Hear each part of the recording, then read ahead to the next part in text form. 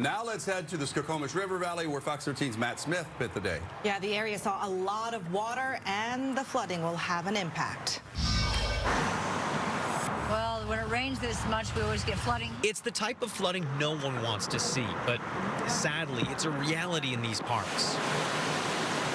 In fact, a crew at USGS was so certain things would take a turn, they used today's flooding as an opportunity to collect live data, as opposed to what they usually get from their fixed-site river gauges. Lucy and Eden took Purdy Weaver, and Allie and I took the main stem and the bypass channel. Eric Rader is a hydrologic technician. He's talking about the Skokomish River and the adjacent creeks. Today, they'll all be flooding.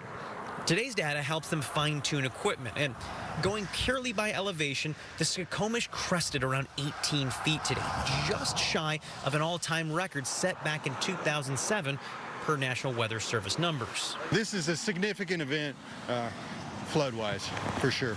This water is incredibly deep, and I'm not talking about the creek, but the roads themselves in some spots. I'm wearing my waders, and I'm actually using this to make sure I don't lose my footing or hit a divot. But where I'm standing, you can see just how powerful this is. This limb is pretty heavy, and you can tell where it actually got pulled right across from one side of the creek to another.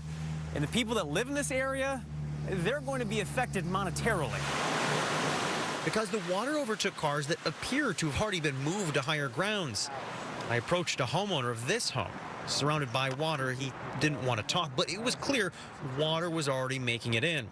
That's why trying to gather data to warn folks is key.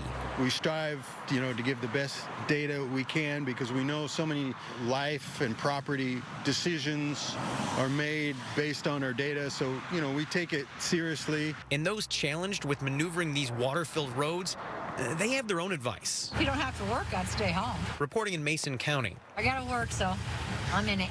Matthew Smith, Fox 13 News.